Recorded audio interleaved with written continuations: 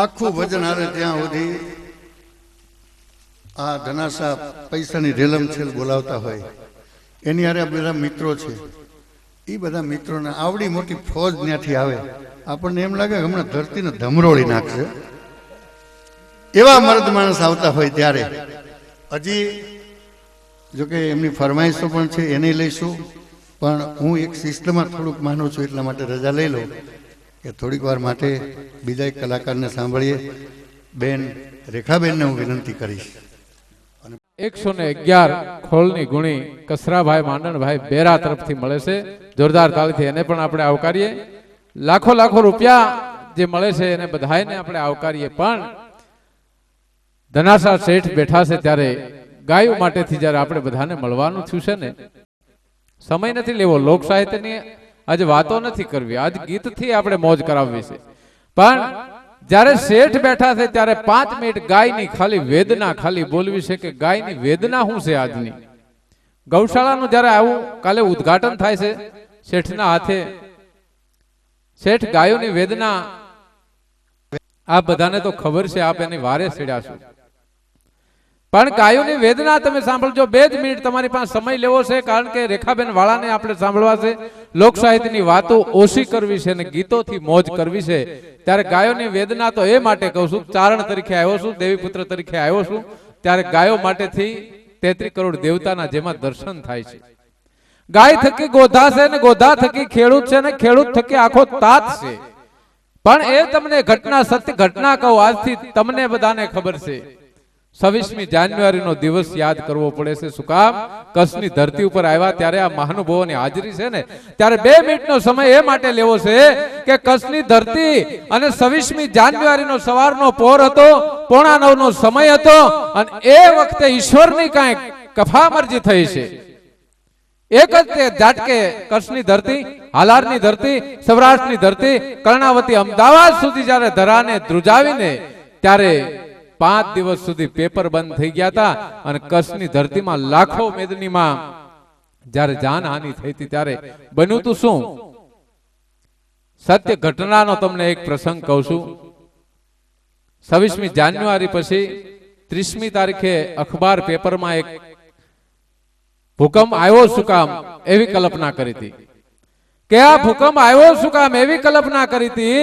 એમાં એક અમારા કવિરાજ ગઢવીએ એક પંક્તિ લખી હતી, ગાયોની માટેથી પંક્તિ લખી હતી. પંક્તિ મને ગમે છે અને ડાયરામાં દરરોજ બોલું છું. અને આજ શેઠની હાજરી છે ત્યારે એમ કહું છું કે શેઠ, તમને જો આ પંક્તિ ગમે તો બાપ એને વધાવજો. શું કામ? ગાયોની વેદનાની આજ તમે વારે છેડ્યા છો. શું કામ? ગાય થકી ગોધા છે, ગોધા થકી ખેડૂત છે, અને ખેડૂત થકી આખો જગત તાત છે. એ ગઢવીએ કલ્પના કરી હતી કે ભૂકંપ આવ્યો શું કામ. તેથી એને 30મી તારીખના પેપરમાં ઉલ્લેખ કરીને આપ્યું હતું કે જે ભૂકંપ આવ્યો છે આજ આપણી ગાયો કપાવા જાય છે એટલે ભૂકંપ આવ્યો છે. એવી વેદના લખી હતી કે ગાયો આપણી કપાવા જાય છે. વિચાર કરી લેજો, ધોરાજી થી લઈ અને અમદાવાદ સુધી આજ ગાયોના ખટારા ભરી ભરીને જ્યારે જાય છે. આજ હિન્દુ તત્વને ધર્મને ખાતર આપ બધા બેઠા છો. આજ કદાચ તમે 5 રૂપિયા કમાતા હો તો 1 રૂપિયાનું ખાવા દેજો એને. ગાય ખીલે બાંધજો. ગાયને ખેડૂતને મારે ખાસ વેદના કરવી છે કે ગાયોને બાપ છોડી ન મૂકતા, કોઈ ખીલેથી છોડતા નહીં. આજ મોટા શહેરોમાં તમે જો તો ગાય ખડકી અને કમાડ ખખડાવી ખખડાવીને શેઠ રોટલી માગે છે. વિચાર કરી લેજો, એ મૂંગી છે, એ બોલતી નથી. 33 કરોડ દેવતાને એમાં દર્શન થાય છે. ગાય થકી ગોધા, ગોધા થકી ખેડૂત ને ખેડૂત થકી આખો જગત તાત છે. હવારનો પોર હોય એટલે આપણે એના સુકન જોઈને બાર ગામ જઈએ છીએ. એથી આગળ એમ કેવું પડે કે હવારના પોરમાં આપણી બેન દીકરી એને ચાંદલો કરે છે, ઓવારણા લે છે, અને એ ગાયને આપણે સુકન જોઈને બાર ગામ જઈએ છીએ. ત્યારે આ ધનાસા શેઠ અને તમે બધાય એની વારે છેડ્યા છો. ત્યારે ઈ કવિરાજે 30 તારીખના પેપરમાં ગાયની વેદના લખી હતી. ગાયો કપાવા શું કામ જાય છે? ઈશ્વરે આપણને બતાવ્યું છે. આજ પાપી પોરો જ્યારે હોય, વિચાર કરી લેજો, ખેડૂતના દીકરાને ખાસ કહું છું, ભરવાડ, રબારી, આહિર સમાજ કોઈ પણ હોય કે ગાયને બાપ ખીલેથી છોડી ન મૂકતા. આજ 25-50 હજારની ભેંસો બંધાય છે ખીલે, ગાયને છોડી મૂકે છે. ત્યારે કવિરાજે અમારે વેદના લખી હતી. ગાયની 2 મિનિટની વેદના છે. કવિરાજે શું લખ્યું હતું? જે તમને ઈશ્વરે આપ્યું હોય આપજો, બાકી તાળીના દાદથી વધાવજો. અહીં ઘણું આપ્યું છે તમે. લાખો કરોડો રૂપિયા આપ્યા છે, પણ એ ગાયની વેદનામાં જે તમારે વરવું હોય વરજો, એની ગાયની વેદના શું લખી છે કવિરાજે? ગાયની વેદના એવી લખી છે કે ગાયને ખીલેથી કોઈ દી ન છોડવી. ગાય થકી ગોધા છે, ગોધા થકી ખેડૂત જ્યારે જગત તાજ છે ત્યારે ગાયની વેદનામાં કવિરાજે વર્ણન કર્યું છે કે હે ભગવતી, હે ભેળિયાવાળી, આ જે મૂંગી ગા છે, આ પશુ છે, બોલતું નથી, એને આજ છોડીને જાન ત્યાં રખડીને એના પેટ ભરવા પડે છે. તઈ લખ્યું છે એને કે હિન્દુની ગા કહેવાતી, હું હિન્દુની માં કહેવાતી. વિચાર કરી લેજો, આ સંસ્કૃતિના ખોળે ગાને વેદના ભરી એને એક આરોપ લખ્યો છે. ગાયને બિચારીને જ્યાં ત્યાં ભટકવું પડે છે ને, એટલે અમારા કવિરાજને લખવું પડ્યું છે. પણ આજ ધનાસા શેઠે એને આજ બધું પૂરું કરી દીધું છે ગાયો માટેથી. આજ લાખો કરોડો રૂપિયાનું જ્યાં દાન દે છે એને લાખો લાખો વંદન કહેવા પડે છે. એટલે લખ્યું છે કે નંદ બાવાના નેહડે રહેતી હું ગોકુળની ગાવલડી, હું હિન્દુની માં કહેવાતી હું ગોકુળની ગાવલડી. પછી મને ખીલેથી છોડવી નહોતી હું ગોકુળની ગાવલડી, ખીલેથી છોડી તો ભલે મને છોડી, પણ મને વેચવી નહોતી હું ગોકુળની ગાવલડી, વેચી તો ભલે મને વેચી, પણ મને કહાય વાડે નહોતી દેવી હું ગોકુળની ગાવલડી, કહાય વાડે દીધી તો ભલે મને દીધી, ત્યાં જઈને મને કરવતે કાપવી નહોતી હું ગોકુળની ગાવલડી, કરવતે કાપી તો ભલે મને કાપી, પણ મને રાંધવા નહોતી લેવી હું ગોકુળની ગાવલડી, રાંધવામાં લીધી તો ભલે મને લીધી, પણ મને ચૂલે નહોતી ચડાવવી હું ગોકુળની ગાવલડી, અને ચૂલે ચડાવી તો ભલે ચડાવી, પણ મને રાંધવી નહોતી હું ગોકુળની ગાવલડી. અરે ભલા માણસ, રાંધી તો ભલે રાંધી, પણ મને થાળીમાં નહોતી લેવી હું ગોકુળની ગાવલડી, થાળીમાં લીધી તો ભલે લીધી, પણ મને જમવામાં નહોતી લેવી હું ગોકુળની ગાવલડી. અરે જમવામાં લીધી તો ભલે લીધી, અભાગ્યા પેલા મને માં નહોતી કેવી હું ગોકુળની ગાવલડી. વિચાર તો કરો, માં કઈ સમાજ કાપવા વાળો હોય એટલે કદાચ આફત આવે ના. છેલ્લા આજ 5 વર્ષથી ધર્મ તરફ સૌરાષ્ટ્રની અને કચ્છની ધરતી, આજ ગુજરાતની ધરતી વળી છે.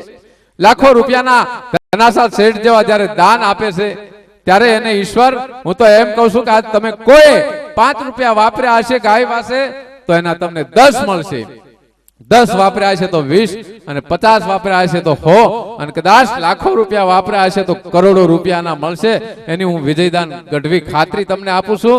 અને તમે બધા જેની સાંભળવાની રાહ જોઈ રહ્યા છો એવા અમારા રેખાબેન વાળા, રૂડી રળિયામણી, વળી હરિયાળીની હેતાળ, ચારણ ગીર નથી છોડવી તાર પશુને પાસા વાળ, હું તો બે એક હયો, ત્રીજી ગાંડી ઘરનો બાગ, આમાં મદગર ગહ કે મોરલા, આ તો રૂડો કોયલ રાગ. અને તમારા ગામમાં જેના 5-5 ડાયરા થઈ રહ્યા છે એવા રેખાબેનને હું વિનંતી કરું કે એવા ધનાસા શેઠ બેઠા છે ત્યારે એના પસંદગીના એવા ગીતો, એવા ભજનો, એવા લોકગીતો અહીંયા આપણે રજૂ કરો.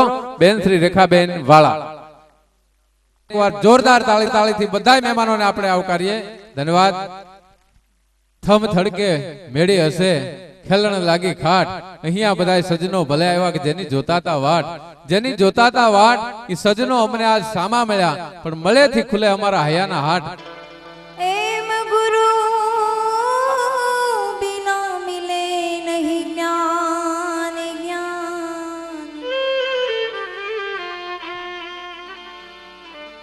એમ જલ બિના ઉતરે નહીં હરિ રે આરતી,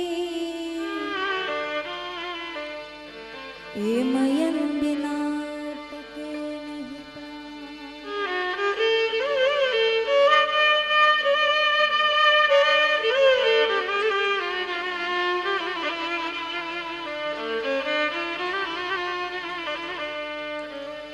એ તો મામા કરતો માનવી, માના શરણે જાય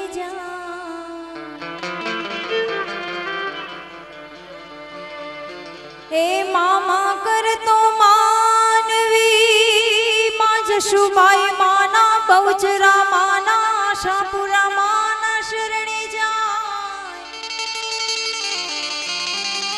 એ માડી દુખડા એના જોને દૂર કરે,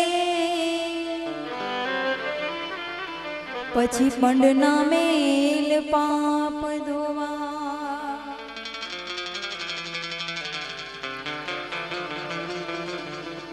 માટે માંથી કોઈ મોટું નથી, પછી જળધર કે જગદીશ જગદીશ. માંથી કોઈ મોટું નથી, જળધર કે જગદીશ. એ તો સમરતા નમાવે શીશ શીશ. એ સમરતા નમાવે શીશ શીશ. એ મારિયા ચામુંડ માવડી.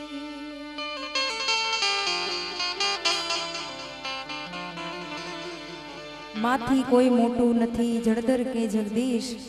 જેમ અભયસિંહભાઈ વાત કરી એમ આજે બેસતા વર્ષનો પ્રોગ્રામની શરૂઆત છે અમારા મંચ ઉપર બેઠા બધા કલાકારોની. ત્યારે અહીંયા જેટલા બેઠેલા છે ઊંધમાં, પહેલાં તો ઊંધમાં બેઠા છે માં જશુબાઈ માં, બહુચરામાં, આશાપુરા માને મારા કોટી કોટી વંદન. તેમજ અહીંયા બોમ્બેથી આવેલા બધા બહેનો ભાઈઓ, ગામના સ્થાનિક વડીલોને મારા સાલ મુબારક, જય માતાજી. પ્રોગ્રામની શરૂઆત કરતા પહેલા જેમ અભયસિંહભાઈએ વાત કરી એમ વીર ધનાસા ધનજીભાઈ એવા છે. ત્યારે જોકે ધનજીભાઈને યાદ હોય ન હોય, પણ અમારી શિખરામાં જ્યારે પ્રોગ્રામ હતો ધનજીભાઈ ગણેશભાઈનું આયોજન હતું ત્યારે જ મને એમ થયું કે આ બહુ મોટા દાનવીર છે, માતાજીને ખૂબ ખૂબ વર્ષે ખૂબ ખૂબ આપે. ત્યારે ધનજીભાઈ જ્યારે આવ્યા ત્યારે એણે એટલું જ માઇકમાં કીધું હતું કે હું અહીંયા ફાળામાં તમારે મારી જેટલી રકમ રખવી હોય એટલી લખી લ્યો.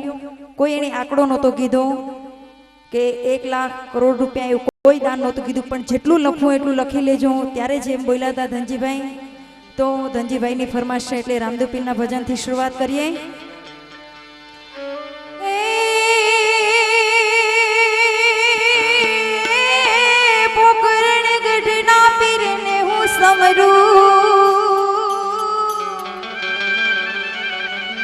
આવા પોકરણ ગઢના પીરને હું યાદ કરું,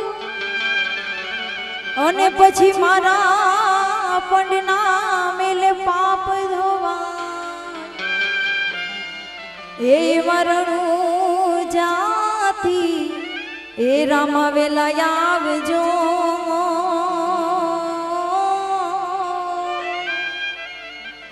અરે રે મારો પુકાર રે સુણીને તમે આજ, હે મારો પુકાર રે સુણીને તમે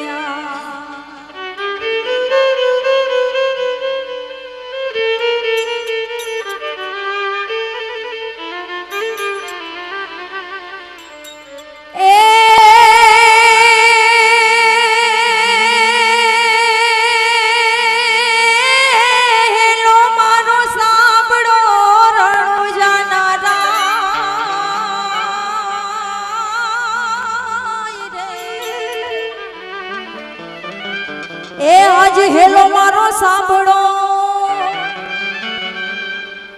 એ હેલો મારો સાંભળો.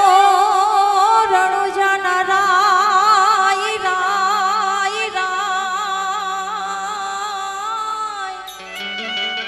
એ પીર હુકમ કરો તો પીરું આ જાતિ રાય થાય મારો હેલો.